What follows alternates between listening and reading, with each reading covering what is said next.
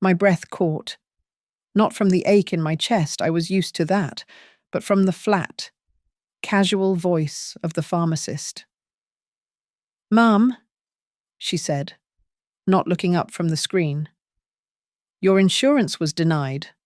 The policy was cancelled last month." I am 58 years old, and I suddenly realized my safety net hadn't just torn, it had been intentionally cut. They weren't just taking my money, they were betting my life for a view of the water. My name is Margaret Kendall. I am 58 years old, a retired librarian living in Baltimore, Maryland, and my life is meticulously organized. I pay my bills on time. I take my heart medication at the same hour every day, and I maintain a quiet, orderly existence. That order shattered on a Tuesday afternoon. I was standing at the pharmacy counter, the same one I had visited for a decade, waiting for my prescription. The young pharmacist squinted at her monitor. "That is going to be $740, ma'am." I laughed, a dry little puff of air. "Oh, there must be a mistake. It should be a $20 copay. Could you run the insurance again?" She tapped a few keys, her expression unchanging. I did. "Mrs. Kendall, your policy was terminated. It looks like it was cancelled at the beginning of last month." The sterile, chemical smell of the pharmacy suddenly felt suffocating. "Cancelled. That is impossible. It must be a system error." My heart, the very organ the medication was meant to protect, began a dull, heavy thud against my ribs. "You will have to call them," she said, already looking past me to the next person in line. "I cannot fill this unless you pay the full amount." I stepped aside, my hands trembling as I fumbled for my phone. I dialed the insurance company, my ears ringing. After navigating an endless menu, a polite voice finally answered. I explained the situation, my voice tight with a frustration I was trying to suppress. The man on the other end put me on hold for what felt like an eternity. When he returned, his tone was clinical. "Yes, Mrs. Kendall. Our records show the policy was terminated on October 3rd.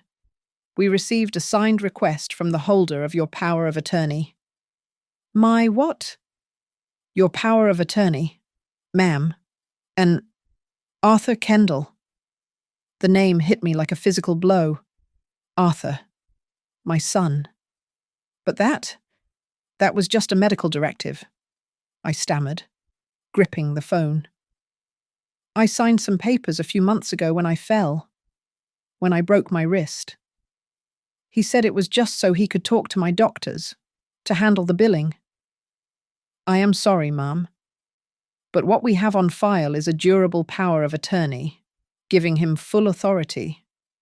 The request is valid." I hung up without saying goodbye.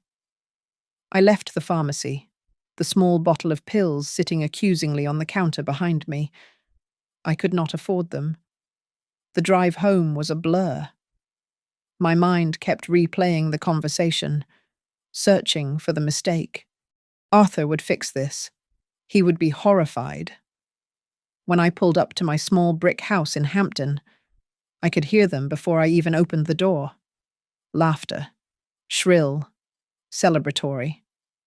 I walked into my living room, and the scene stopped me cold. Arthur, Art, and his wife, Brenda, were standing by the fireplace, champagne flutes in hand. An open bottle sat on my coffee table. "Mum, you are just in time." Art beamed, his face flushed. "We did it. We finally closed." "Closed on what?" I asked, my voice flat. "The lake house. Our dream vacation home at Deep Creek Lake." Brenda squealed, holding up a keychain with a tiny boat on it. "We just got the keys."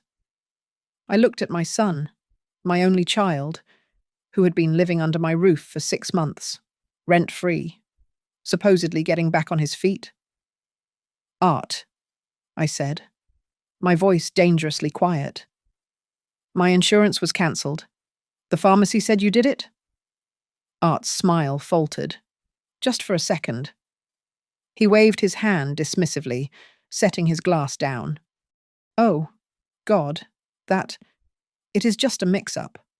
Mom, a clerical error. I am moving you to a much better plan, a cheaper one. It just has not kicked in yet. I will sort it out tomorrow. Do not worry about it. He was so casual, so believable. But then Brenda, who was on her second glass and swaying slightly, let out a short, sharp laugh. Oh, Mother, she sneered, her voice dripping with condensation. You do not really need that expensive gold-plated plan anymore. Do you? You are retired. Anyway, it is not like you are going anywhere. The cruelty of it, so open and effortless, silenced me. Art shot her a dark look, but the damage was done. The connection between their new house and my lost security hung in the air, thick and toxic. I said nothing. I simply nodded, claiming a headache, and went to my room. I sat on my bed for hours, the conversation replaying, Brenda's laugh echoing in my ears. Later that night, long after they had gone to bed, a cold, creeping fear drove me to my desk. I opened my laptop and navigated to my retirement fund portal. The nest egg my late husband David and I had built so carefully. I just needed to see it, to know it was still there. I typed in my password. Access denied. I tried again, thinking I had made a typo. Access denied. I clicked the forgot password link. The prompt on the screen read, "Password reset instructions have been sent to akendallequity@gmail.com," an email address that was not mine. The fear was no longer creeping. It was a freezing, suffocating flood. This was not a mix-up. This was not a mistake. This was a plan. I sat in the dark, the glowing laptop screen blurring through my tears. Access denied. The words were a locked door, and I was suddenly, terrifyingly, outside in the cold. My mind drifted from the screen to a photograph on my nightstand, my late husband, David. David had been a planner, a kind, meticulous man who believed in safety nets. His fight with cancer was long, almost 3 years of grueling treatments and hopeful remissions, followed by devastating setbacks. We were lucky. We had good insurance back then. But I saw, in stark detail, how quickly a life could be financially hollowed out by illness. I watched other families in the waiting rooms, their faces grey, not just with worry for their loved ones, but with the terror of impending bankruptcy. When David passed, he left me a modest life insurance policy. It was not a fortune, but combined with our savings, I made a vow. I took that money and put it into a secure, stable investment fund. It was not for vacations or home improvements. It was my medical fund, my never-again fund. It was the armor that would protect me from becoming one of those haunted faces in a hospital hallway. It was, I had thought, untouchable. With that security blanket, I had built a good, quiet life. My little brick row house in Hampton is all I need. It is filled with books and the smell of old wood. After I officially retired from the main branch, I kept a part-time job at the local library, just 10 hours a week, mostly to be around people and the stories I loved. I had my pension, I had my fund, and I had my peace of mind. Then, 6 months ago, Art and Brenda arrived. Art had run into some trouble at his job. That is how he phrased it. He was a partner at a downtown firm, Chesapeake Equity Partners. and he was always vague about what they did. Something about investments. He said there was a disagreement with management, and he needed a place to stay for just a few weeks, while they sorted things out and found a new place. A few weeks turned into a few months. At first, they were overwhelmingly helpful. I am not as spry as I used to be, and after I slipped on the porch steps and broke my wrist. Brenda was wonderful. She fussed over me, brought me meals, and Art handled all the paperwork from the hospital. That was when he had presented the papers, the medical authorization, so he could talk to the doctors. I signed it without a second thought. But the atmosphere began to change. Brenda's helpfulness soured into a simmering resentment. I would overhear her on the phone, her voice a sharp whisper. I cannot breathe in this cramped little house, she would complain. We deserve so much better than this. Then Art started helping with my finances. It began small. Mum, let me handle the utility bills. You should not have to worry about due dates. Then it was the property taxes. I will just set up an automatic payment from your account. It is simpler. He said he was moving everything online, making it paperless to save the trees, and streamlining my accounts to make my life easier. I, fool that I was, thanked him for it. Now, sitting in the dark, another memory surfaced, so sharp and clear it made me gasp. It was about 2 months ago. I was in the kitchen, and Art was looking over my shoulder at a bank statement that had accidentally come in the mail. "Mom," he had said, his voice smooth and persuasive. "You have all this money just sitting here, in this low-yield fund. It is dead money. I could make it work for you. I could double that return in 6 months. Easy." I had been firm, almost sharp. "No, Arthur. That is David's money. That is my medical fund. It is not to be touched. Ever." He had backed off immediately, putting his hands up in mock surrender. Okay, just an idea." I stared at the access denied message on the screen. He had not needed my permission. He had it on a piece of paper I had signed when my arm was in a cast, a piece of paper I never even read. I slept in my clothes, a fitful, restless doze in the armchair in my bedroom. When the sun came up, I felt a grim resolve. I would not be hysterical. I would be methodical. I would call the insurance company again and get this straightened out. I made my coffee and sat at the kitchen table, phone in hand. Art and Brenda were still asleep. I dialed the number, my fingers steady this time.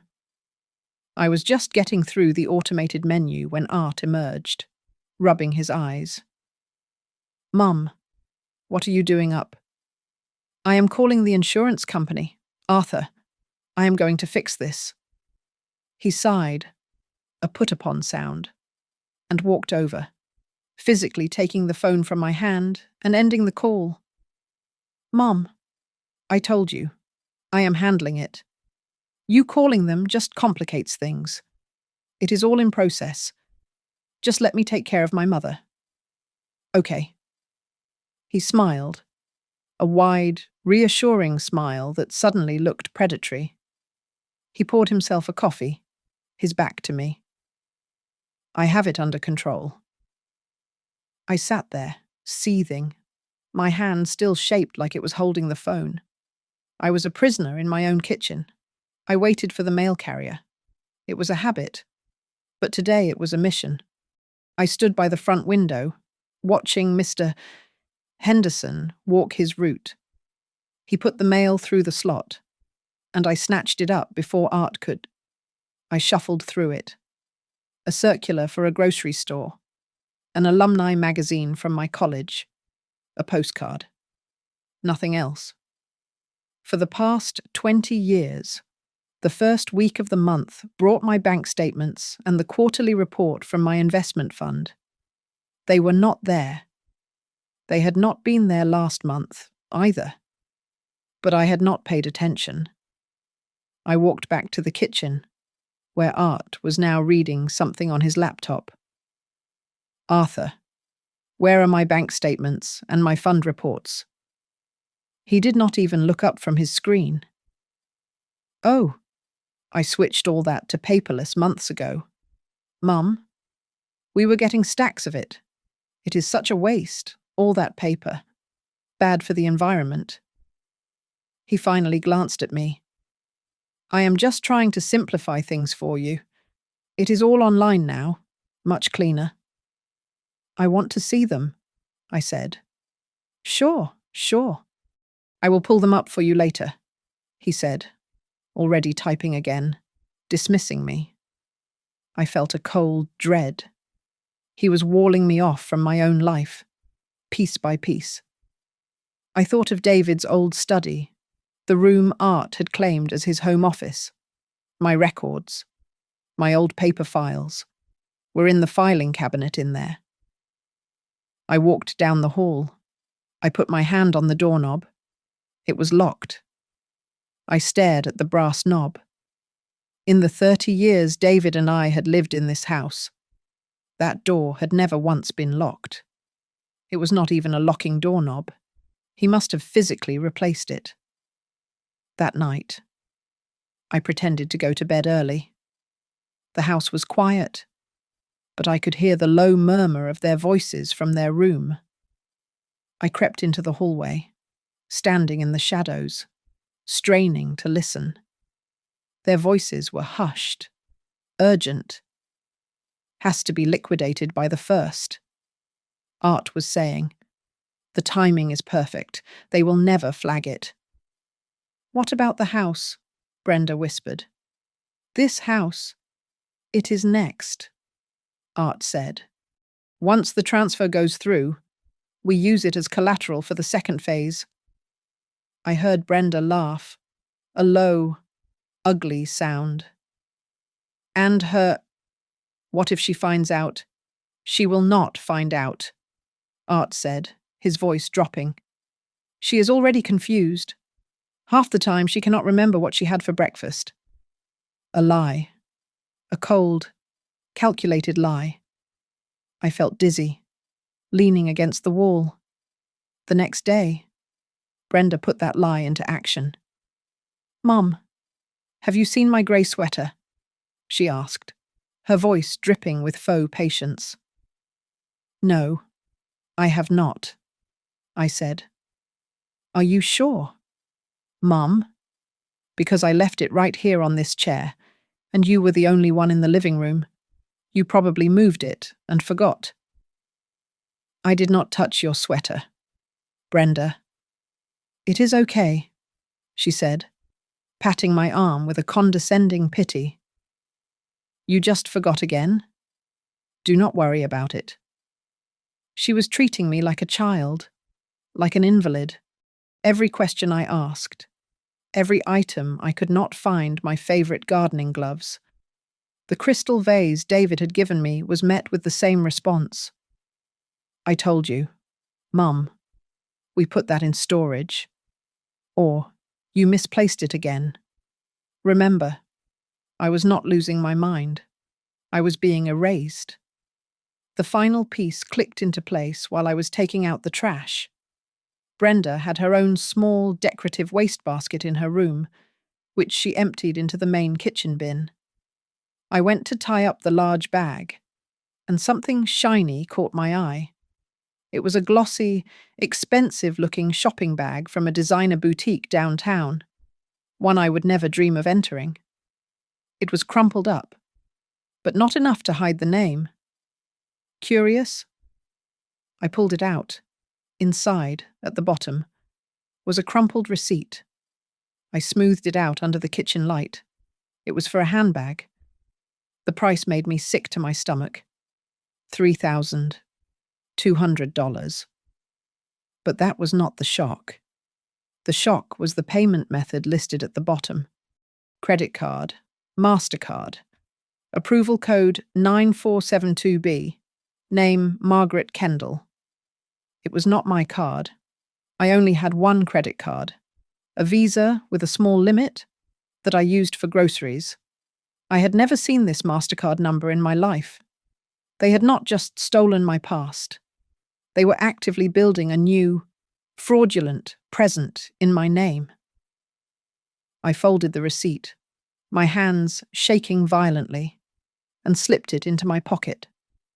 I clutched the receipt in my pocket, the sharp creases digging into my palm. I was trapped. Every avenue of my own life, my bank, my retirement, even my health was blocked by a gate, and my son held the only key. I was a prisoner in my own home, being slowly, politely suffocated by the two people who were supposed to care for me. I could not fight them here.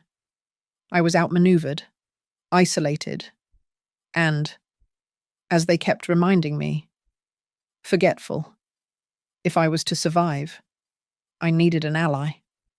I needed someone outside these walls, someone who would not look at me and see a confused, elderly woman. My eyes went to the window, to the house just across the small patch of lawn separating our properties. Mr. Holloway. Elijah Holloway was a fixture in this neighborhood, a retired Baltimore police detective. He had lived next door for 30 years. He was a quiet, observant man, the kind who shoveled his walk before the first snowflake has truly settled, and who could tell you which neighbor was having plumbing trouble just by the truck parked out front. We were not friends, just polite, long-time neighbors, but I trusted his eyes. He had seen too much of the city's darkness to be fooled by a bright smile.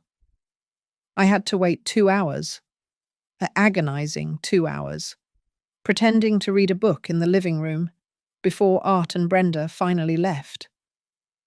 "We are going to lunch, Mom," Art called out, the picture of a dutiful son. "We will bring you back something." The moment their car turned the corner, I was out the door. I knocked on Holloway's door, my hand trembling slightly. He opened it, his face impassive. He was a tall man, still lean, with eyes that seemed to take in everything at once. "Mrs. Kendall," he greeted me, his voice a low rumble. "Mr. Holloway, I am so sorry to bother you." I started, my voice thinner than I wanted. "I have a serious problem. I was hoping I could ask for your advice. As a former detective." He did not smile, but his expression softened just a fraction. He stepped back. "Come in." His living room was sparse and immaculate. I sat on the edge of a stiff sofa, the receipt feeling like a burning coal in my pocket. I did not know where to begin. So I started at the pharmacy. I told him everything: the cancelled insurance, the locked retirement portal, the paperless statements, the locked office door, the whispered conversation about liquidating. Finally, I pulled out the receipt. They opened a credit card in my name. She spent $3,200 on a purse. Holloway listened. He just listened, his gaze fixed on my face, letting the entire sordid story pour out of me. He did not interrupt. He did not look skeptical. He just nodded slowly, absorbing it all. When I finished, he leaned back in his chair. "I had a feeling," he said, more to himself than to me. "Things did not add up." "What do you mean?" "Your son. He has been here 6 months. Right. Tells everyone he is consulting while he looks for a new position." Holloway looked out his own window, toward my driveway. "But 2 weeks ago, a brand new BMW 5 Series was parked in his name. He keeps it in a rental garage 3 blocks over, not in your driveway. I ran the plates. It is not leased. It was bought." My blood ran cold. A new car. And there is more, he said, turning his gaze back to me. I am an old man. Mrs. Kendall? I do not sleep much. About 3 weeks ago. Maybe 1 in the morning. I saw him out front. A black car pulled up. No plates. A very large, very unpleasant-looking man got out. Arthur gave him a thick envelope. It was not a friendly exchange. It looked like a payment. I pictured the scene. My son standing in the dark, handing over a package to a man with no plates. My God, I whispered. This power of attorney you signed, Holloway said, his voice hardening. It is a weapon, in the wrong hands. It is a license to erase you. You cannot confront him. But I have to do something. I have to call the police. No, he said, holding up a hand. You cannot. Not yet. You have no proof. Only suspicions. They will call you senile. They will show the POA. They will say you are confused and that they are managing your affairs. And if they know you are suspicious, they will move faster. If they are willing to cut off your heart medication, they are willing to do anything to silence you. They will drain everything, and they will use your own signature to justify it. So I do nothing. I felt hopeless. No, Holloway said. You act like the person they want you to be. You are a sweet, slightly confused, loving mother. You are grateful. You are going to thank Arthur for handling that insurance mix-up. You are going to make them feel safe and secure, so they do not see you coming. But how do I find out what they have done? How do I get proof? He leaned forward, his detective eyes sharp. You need to know what is left, but you cannot go to your own bank. The second you sit down and ask to see your accounts, the teller will see the POA flag. They will call Arthur, and the game is over. He will lock you out completely. He paused, thinking. Your investments, the medical fund. Who are they with T. Rowe Price? I said. Always have been. Good. Here is what you do, Holloway said, his voice precise. Tomorrow, you are going to go downtown, but you are not going to T. Rowe Price. You are going to walk into the Fidelity Investments office, or Schwab, a rival. You sit down with an advisor. You tell them you are a high net worth individual and you are considering moving your portfolio. You say you want to see what they can offer. They will ask what you have. You give them your name, your social security number. They are sharks. Mrs. Kendall? To steal a client? They will run a full public asset check. They can pull up every stock, every bond, every fund registered in your name. He held my gaze. They will show you exactly what you have, or exactly what you have left. The next morning, I played the part of the contented, slightly dotty mother. Art, dear, I said, putting a fake brightness in my voice. I am going to meet Eleanor for lunch downtown. I have not seen her in ages. He barely looked up from his phone. Eleanor? Who is that? Oh, just an old friend from the library. You do not know her. The lie came easily. Fine. Just be back before 5. Brenda and I are going out. He was already distracted, tapping on his screen. I did not take my car. I took the number 11 bus downtown, just another anonymous face in the morning commute. I clutched my purse, the one David had bought me, feeling the folded, damning credit card receipt inside it. I was not going to a rival brokerage, as Holloway had suggested. The thought of it made me nervous. I was going to my own bank, but not my little neighborhood branch where everyone knew my name. I was going to the main headquarters, a cold, marble and glass tower where I was just a number. I walked across the vast, echoing lobby and asked to speak with a customer relationship manager. A young man in a suit so sharp it looked like it could cut him led me to a small, glass-walled cubicle. His name was Mr. Davies, and he had a slick, practiced smile. "Mrs. Kendall, what can we do for you today?" he asked, folding his hands. "Thinking of updating your financial plan?"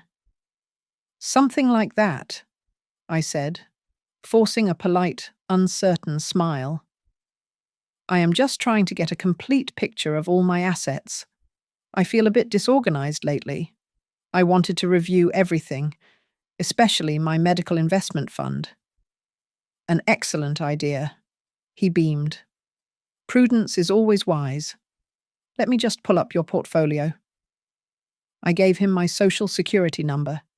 I watched his face as he typed. I saw his smile falter, just for a second, then reset. He clicked. He typed again. He read something on his screen, and his posture straightened. The slick salesman was gone, replaced by a cautious bank employee. "Mrs. Kendall?" he said, his voice suddenly stripped of all warmth. "There seems to be a status update on those accounts." "A status update?" I asked, allowing a note of confusion into my voice. He cleared his throat, not meeting my eyes, looking at a point just over my shoulder. "Yes, it appears those accounts, the investment fund and the associated stocks, have been closed." My heart, my treacherous, weak heart, gave a painful lurch. I gripped the arms of the chair to keep my hands from shaking. "Closed. That is impossible. I certainly did not close them. There must be a mistake." "Well," he said, clicking his mouse. "According to our records, the accounts were liquidated. The sales were processed over the last 3 months. The final transfer was on October 4th, which closed the account." My blood turned to ice. "I want to see the transaction records," I said. My voice was no longer the confused old woman. It was cold. "I want a printed copy of every sale." He looked annoyed, but he turned to his printer.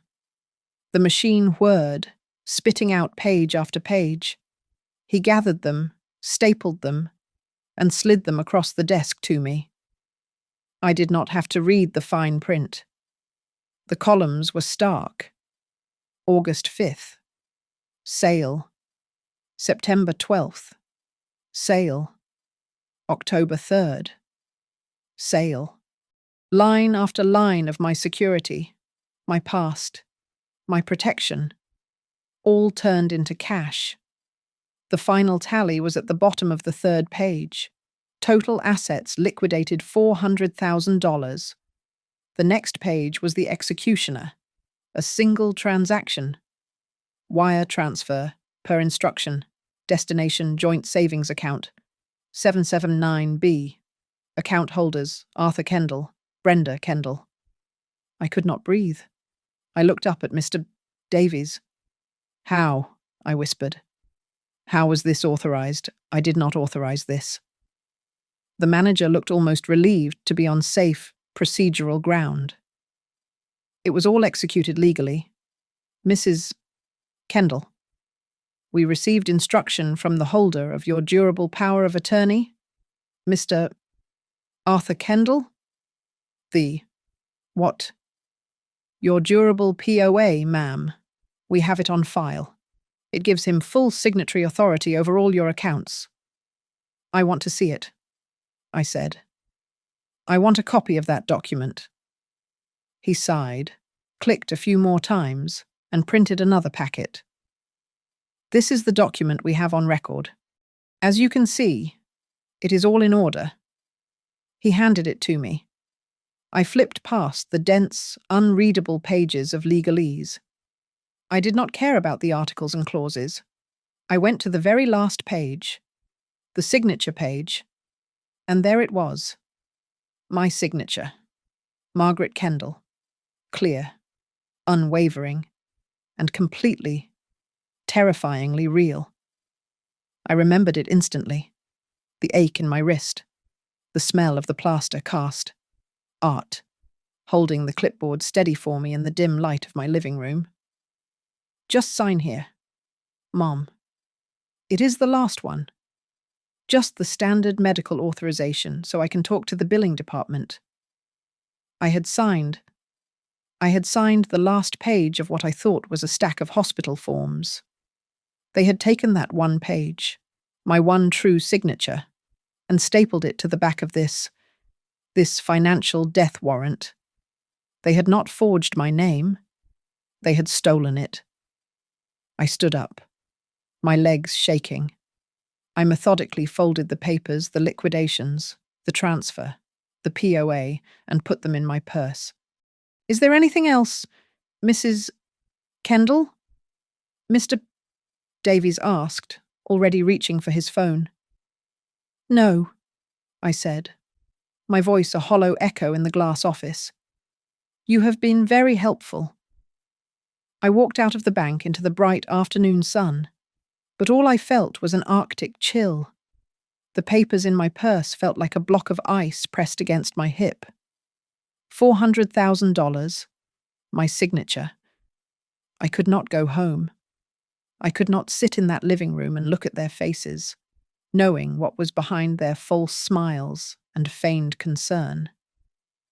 I got into my car, my hands moving on the steering wheel with a strange, detached precision. I was on autopilot, but my brain was perfectly, horribly clear. I did not drive east, toward Hampton. I drove west, toward the mountains. I knew where I was going. Brenda, in her arrogant carelessness, had left a magazine on the coffee table just last week. A glossy, local Lifestyles of Western Maryland publication. She had dog-eared a page. I had looked at it after she went to bed. It was an article about luxury properties at Deep Creek Lake. There was a picture of a house and an address listed under recent sales. The drive took 3 hours. 3 hours of interstate, of watching the Baltimore skyline shrink and the green of the mountains rise up to meet me. I did not listen to the radio. I listened to the sound of the printer in Mr. Davies's office, spitting out the evidence of my erasure. Deep Creek Lake was a world away. The air was cleaner. The trees were taller, and the houses were monuments to money. I followed the winding roads, my old sedan feeling shabby and out of place among the pristine luxury SUVs parked in the driveways. I found the street, a private lane that curved along the water. And then, at the end of it, I found the house. It was not a house. It was a statement. A 3-story monolith of glass and dark cedar, cantilevered over the rocky shoreline. It was all sharp angles and enormous windows, designed to stare, unblinking, at the water. A wide stone patio led down to a brand new dock, where a sleek, metallic blue ski boat bobbed gently, its white leather seats gleaming. A carved wooden sign hung by the driveway entrance. Heron Point Villa. I parked on the road, partially hidden by a stand of pines, my engine off. I just stared. This was it. This was my medical fund. This was my security. This was David's legacy. It had been melted down and reforged into this arrogant structure. I pulled out my phone. My hands were shaking again, but this time with a cold, vibrating rage. I typed the name of the house into a search engine. The real estate listing was the first result, marked sold. I clicked. I saw the pictures of the inside. A kitchen with 6 burners and a wine refrigerator the size of my pantry. a fireplace made of river stone that stretched 2 stories high, 4 bedrooms, each with its own bathroom. And I saw the price, $750,000. My mind, the one my son and daughter-in-law insisted was failing, did the math in a split second. My $400,000 was the down payment, the entire down payment, which meant they had taken out a mortgage for the other $350,000. But how? They had no jobs, no collateral. Oh, God. I knew how. They did not use their collateral. They used mine. They used the durable power of attorney to sign my name to the loan. They had leveraged my paid-off house in Hampton, the last thing I had, as security for this glass palace. They had not just stolen my past. They had mortgaged my entire future. I was sitting there, the phone heavy in my hand, when the glass-panelled front door slid open. Art and Brenda emerged onto the deck. They were laughing. Art holding a bottle of champagne. Brenda holding 3 glasses. They were not alone. A third man was with them. He was large, wearing an expensive but ill-fitting suit. He had a thick neck and a face that looked like it had been carved from hardened clay. He was not smiling. I knew him. I had never seen him before. But I knew him. He was the man from the black car with no plates. He was the unpleasant-looking man Holloway had seen in the dark, the one Art had handed a thick envelope.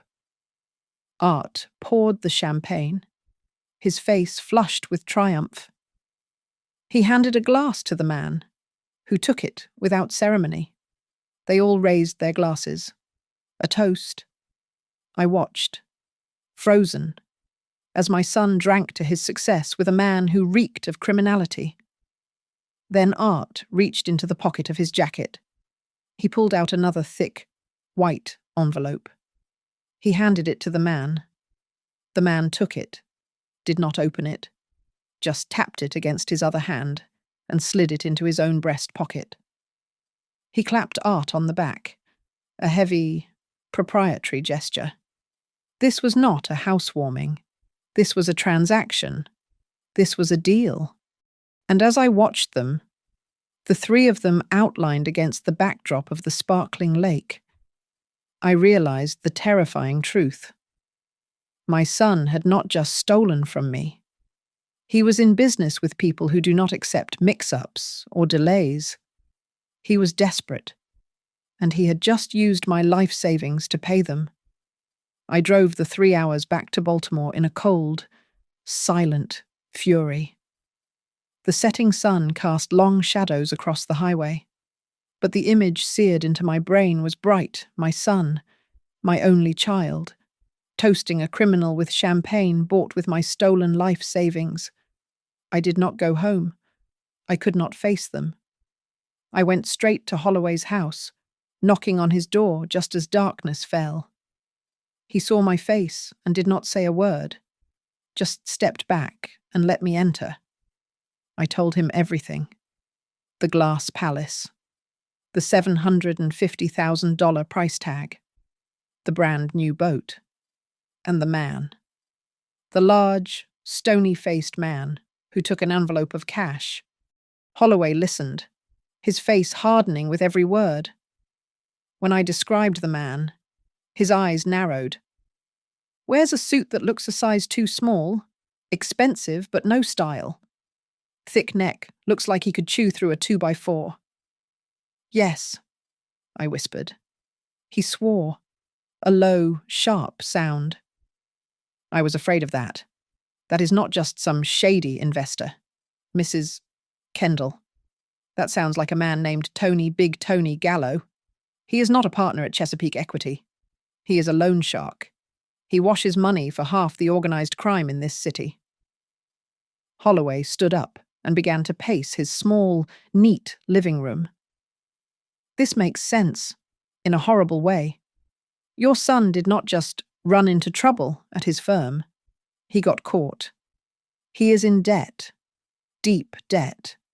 To people who do not send polite letters. They break things. People. He did not just steal your money to buy a house. He is washing it, paying them off. The reality of it was sickening. My son was not just greedy. He was terrified. He was using me as a shield, as a resource to be plundered to save his own skin. What do? I asked, my voice hollow. You go home, Holloway said, his voice firm. You go home, and you are the sweet, confused mother you have been. You are worried, but you are grateful. You make them feel safe. You make them think they have all the time in the world. Desperate men do desperate things, but complacent men get sloppy. I did as he said. I went home and feigned exhaustion from my day with Eleanor. The next morning, I put on my best performance of a frail, worried mother. Arthur, dear, I said, my voice trembling just a little. I do not mean to be a bother, but I am just so nervous about that insurance. Are you sure it is all right? He patted my hand, his expression a perfect mask of dutiful concern. Mum, I told you, it is all sorted. These corporate plans take time to process. The new one will kick in a few weeks. You do not need to worry about a single thing. I have got you. The lie was so smooth, so practiced. I nodded and shuffled off, my heart beating a sick, heavy rhythm. We waited 2 days, 2 agonizing days of me pottering in the garden and Brenda loudly complaining about the damp in my house. Then, the opportunity came. Mum, we are driving out to the lake house, Art announced. We have to meet the contractors to measure for curtains. I watched from the front window as their new, leased SUV, another expense, I was sure pulled away. The moment it turned the corner, I was on the phone to Holloway. He was at my back door in a minute. He went straight to the locked study. The new brass knob gleamed. Amateur, Holloway muttered. He pulled a small, thin piece of metal from his wallet. There was a click, a twist, and the door swung open. I will watch the street, he said, stationing himself by the living room window. You look for anything new? Insurance? Bank letters? Anything with your name on it? The room was neat. Art's laptop was gone, but a filing cabinet stood in the corner. It was the one David had used, but it had a new, shiny padlock on it. Holloway broke it off with a tool from his pocket. The top drawer was full of my old, legitimate files. The bottom drawer was labelled K Assets. My stomach tightened. It was full of new folders. I saw the thick one labelled Heron Point Villa. I saw the mortgage application, the bank statements for the new joint account, showing the $400,000 deposit and a series of large, 5-figure withdrawals. I put it aside, my hands numb. Behind it was a thinner folder, marked only pending. I opened it. It was not a bank statement. It was not a loan document. It was a life insurance application. I scanned the pages. The name of the insured Margaret Kendall.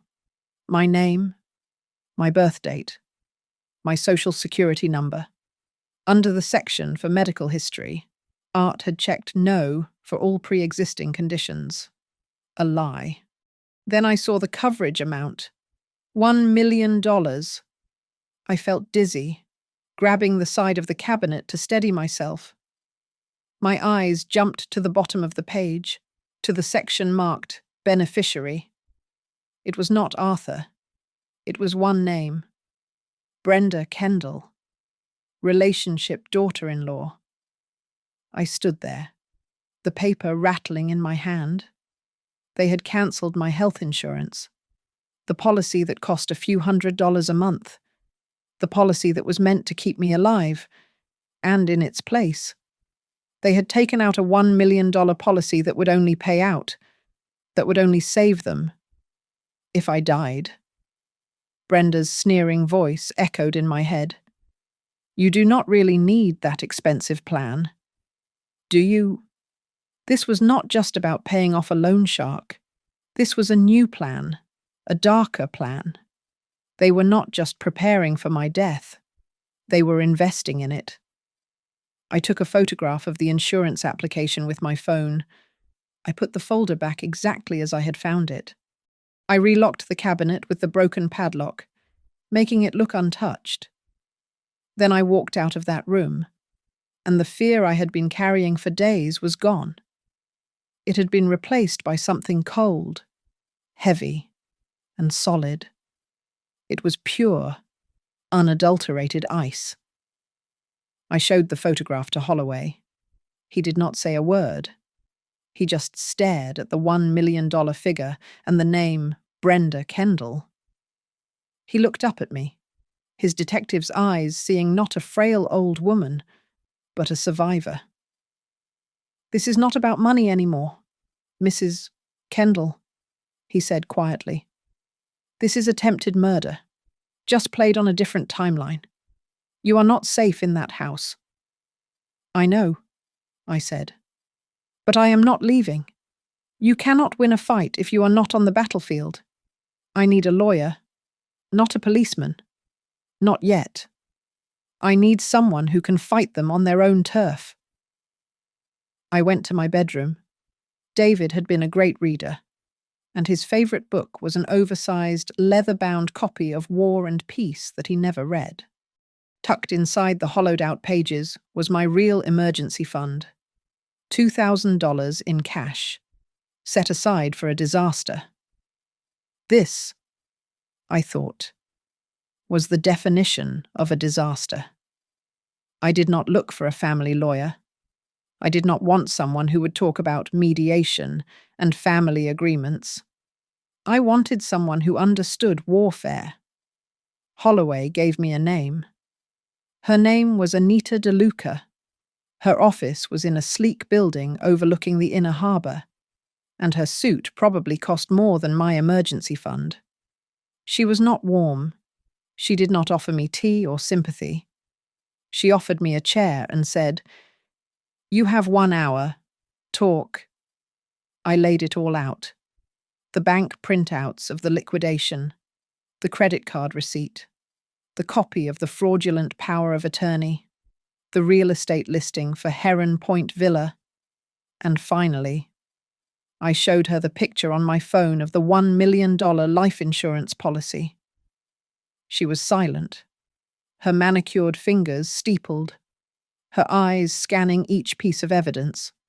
She looked at the life insurance photo for a full minute. Finally, she looked up at me, and her eyes were not just sharp, they were impressed. "Mrs. Kendall," she said, her voice crisp. "You are not a victim. You are a client. This is not a family dispute. This is financial elder abuse, aggravated fraud, and conspiracy. You have done 90% of my job for me." "So we sue him?" I asked. "A civil suit is a blunt instrument," she said, leaning back. "It will take months, even years. By the time we get a judgment, the money will be gone. The house will be so leveraged it will be worthless. That loan shark, Mr. Gallo, will have taken his share, and your son will declare bankruptcy. You will get nothing but legal bills." "Then what do we do?" "We do not act like a victim. We act like a creditor. We act like the federal government," she said. "We need an emergency injunction, a temporary restraining order on all assets. We need to freeze them, solid, before they can move another dime." She and her team went to work. The next 48 hours were a blur of affidavits and quiet phone calls. DeLuca's team was a well-oiled machine. They uncovered things I never could have. "It is worse than we thought," she said, calling me on a secure line Holloway had provided. "Your son did not just take the $400,000. He filed a gift tax return with the IRS using the POA, claiming you gifted him the money. He did the same with your house, gifting a 50% stake to himself and Brenda so they could secure the mortgage. He has built a fortress of fraudulent, but seemingly legal, paperwork. So he wins. He wins if he is fighting a confused old woman," DeLuca said, a smile in her voice. "He is not. He is fighting me, and he has made a critical error. He is arrogant." Just then, Holloway, who had been doing his own digging, came over with a piece of news that changed everything. "I called an old contact in the white-collar division," Holloway said, his face grim. "Your son's old firm, Chesapeake Equity Partners. It is not just in trouble. It is the subject of a massive, multi-state federal investigation. A Ponzi scheme. Art was not just fired. He is a primary target. He likely embezzled millions, got in deep with Gallo to cover it. And when that was not enough, he came for you. He is not just desperate. Mrs. Kendall? He is a cornered animal." The final piece of the puzzle came from me. As I was playing the part of the frail mother, Brenda was busy planning. "You have to come, Mother?" she said, her voice sickeningly sweet. "We are having a huge housewarming party at the lake next Saturday to celebrate our investment. We are inviting everyone, all of Art's old partners, our new neighbors. It is going to be the party of the year." I told DeLuca. I could hear the predatory smile in her voice over the phone. "That is it," she said. "That is our moment. A house full of witnesses, his old bosses, whom the feds are investigating, his money launderer, all in one room. They are not just throwing a party, they are building their own execution platform." The 7 days before the party felt like walking on glass. My life became a performance, a one-act play staged in the hallways and kitchen of my own home. I inhabited the role they had created for me, the frail, confused, gently declining mother. I shuffled my feet when I walked. I forgot where I put my keys, only to have Brenda find them for me in the pocket of the bathrobe I was wearing. "Oh, goodness," I would say, my voice a quavering imitation of old age. "Thank you, dear. My head is just full of cotton lately." I complained of fatigue, of a fluttering in my chest. "I just feel so tired, Arthur." I would sigh, sinking into the armchair. "I am so glad you are here to handle all these complicated things. I do not know what I would do." Their response was immediate and suffocating. They were angels of mercy. Brenda, who had not offered me so much as a glass of water in 6 months, was suddenly at my elbow every hour. "I made you some lovely chamomile tea, Mother." She would coo, her voice a sickly sweet syrup. "Let me fluff your pillow." Art was worse. He would check on me at night, opening my bedroom door, his silhouette framed in the hallway light. "Just making sure you are breathing okay?" "Mum?" They were not checking on my health. They were monitoring their asset. They were vultures disguised as nurses, checking to see if their investment was still viable. Every cup of tea was a question. Is she still oblivious? Every fluffed pillow was a warning. "We are watching you." And through it all, they planned their triumph. The house was filled with the sounds of their triumph. Brenda was on the phone constantly, arguing with caterers about canapés and the exact shade of champagne. They presented the party to me as my own reward. You are going to be so proud, Mum, Art said, his smile wide and false. You will sit on the new deck, and you will see what your money built. It is an amazing investment. It is the future of this family. That sounds wonderful, dear, I murmured. If I am feeling strong enough to make the drive. We were 3 days away from the party. It was time to spring the trap DeLuca and I had prepared. I waited until I knew Art was in his office, David's study with the door cracked open, reviewing his own finances. I sat in the living room, picked up the secure phone Holloway had supplied, and pretended to make a call. I was talking to Holloway, but my voice was pitched just loud enough for Art to hear. "Oh, hello, Mr. Henderson?"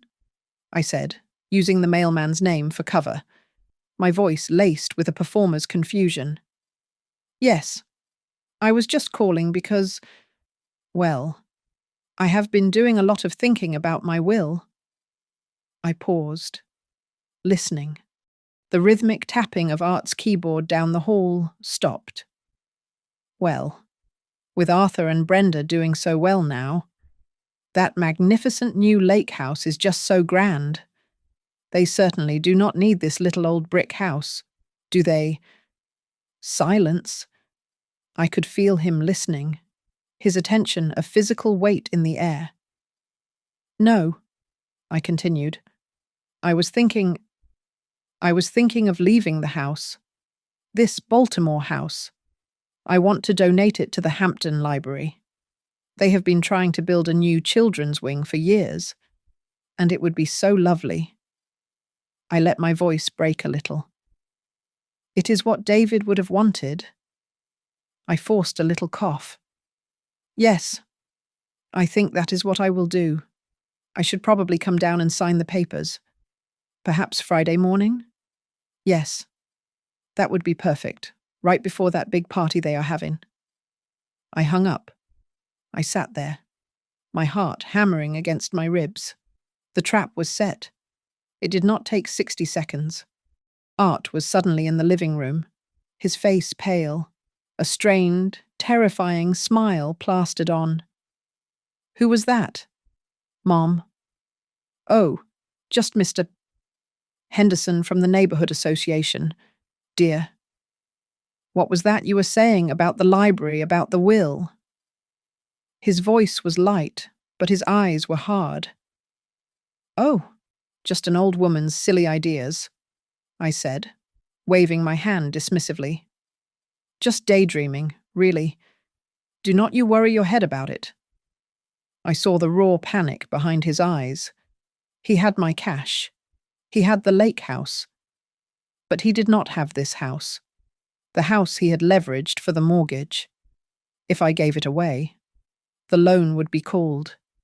The entire glass palace would collapse. He needed to stop me. That night, I did not need to press my ear to the door. Their voices were sharp, urgent, cutting through the plaster. "She is going to give it away," Brenda hissed, her voice a venomous whisper. "That senile old witch. She is going to ruin everything." "She is not." Art snarled. His voice was no longer smooth. It was the voice of the man I saw at the lake. "She is not going to get the chance. Friday is too late." "What do you mean?" "The party is Saturday. We cannot stop her." "We move now," he said, his voice dropping to a cold, clinical flatline. "I am calling Dr. Mercer in the morning. We are going to his office. We tell him she is having delusions. We tell him she is incompetent, that she is a danger to herself, that she is trying to make herself homeless. We have the durable power of attorney. We just need him to sign the incompetency affidavit. We are not waiting until Friday." There was a long silence. "We will tell him she has dementia," Art finalized. "We will have her committed to a facility if we have to. But she will not be signing a new will. She will not be signing anything. The party at Heron Point Villa was in full, arrogant swing. The house was a beacon of glass and light against the black lake, music thumping across the water. I could see them all through the floor-to-ceiling windows, dozens of people, maybe 50 or 60, spilling out onto the massive deck. These were the rich neighbours Art and Brenda craved, men in expensive, casual blazers, and women whose jewellery glittered in the light. I saw Art's former bosses from Chesapeake Equity Partners, clustered near the fireplace, holding tumblers of whiskey, projecting an air of power, and standing near the bar, watching the room with dead eyes, was Tony Gallo, the loan shark. Brenda was in her glory, sweeping through the crowd in a tight silver dress, her laugh high and brittle as she showed off her new kitchen. Art was on the deck, a champagne flute in his hand, preparing for a toast. He was the king of his new castle. He raised his glass. "I just want to thank everyone," he began, his voice booming over the speakers. "To our new life, to new friends, and to the future."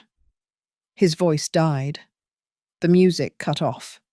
The laughter stopped. Every head in the party turned toward the wide-open front entrance. I was standing there, but I was not alone. I had on my best wool coat. To my right stood Anita DeLuca, holding a leather briefcase, her expression as cold as the lake air. To my left stood Mr. Holloway, his hands clasped calmly behind his back. And flanking us, standing just inside the doorway, were two tall men in dark suits, their jackets unbuttoned. They were U.S. Marshals. A nervous-looking man in a rumpled suit stood behind them, clutching a thick stack of papers. He was the process server. Art stared, his glass frozen halfway to his lips. Brenda, who had been mid-laugh, looked as if she had been slapped. Ms. DeLuca walked forward, her heels clicking on the imported stone floor. Her voice did not need a microphone. It cut through the silence like a scalpel. "Arthur Kendall and Brenda Kendall." The process server scurried forward and shoved the stack of documents into Art's chest. "You have been served." What is this?" Art stammered, looking at the papers. "Mom, what are you doing?" "What this is," DeLuca announced, addressing the entire room, "is an emergency ex parte order from the U.S. District Court, effective immediately. A federal judge has granted an injunction to freeze all assets, pending investigation." A wave of murmurs swept the crowd. DeLuca was relentless. "This includes this property, Heron Point Villa. It includes all bank accounts bearing your names. It includes the BMW 5 Series and the new model SUV. All are seized, pending a hearing on charges of bank fraud, wire fraud, aggravated financial elder abuse." She paused and looked toward the men by the fireplace. "And conspiracy to commit money laundering." Art's bosses from Chesapeake paled. This was not a family drama. This was a federal case. I saw Tony Gallo, the loan shark, begin a slow, quiet pivot toward a side exit. Brenda finally found her voice. It was not a whisper. It was a shriek that echoed off the glass walls. "She is crazy. She is insane. You hear me? She has dementia. We were trying to help her, Arthur. Tell them she is incompetent." I took one step forward, all my feigned weakness, the shaking hands, the confused voice. It all fell away. When I spoke, my voice was low, steady, and amplified by the rage I had held for weeks. "I am not insane. Brenda." I reached into my handbag. I pulled out the folded copy of the insurance application. But I do have this. A $1 million life insurance policy. You opened it last week. Brenda, and you made yourself the only beneficiary. Brenda's face collapsed. And, I continued, reaching back into my bag. I pulled out the small, silver digital recorder Holloway had given me. I held it up. I also have the audio recordings from 2 nights ago. The recordings of you, Arthur, and you, Brenda, planning to call a doctor to have me declared legally incompetent. You were going to use the word dementia to have me put away, just so you could stop me from changing my will.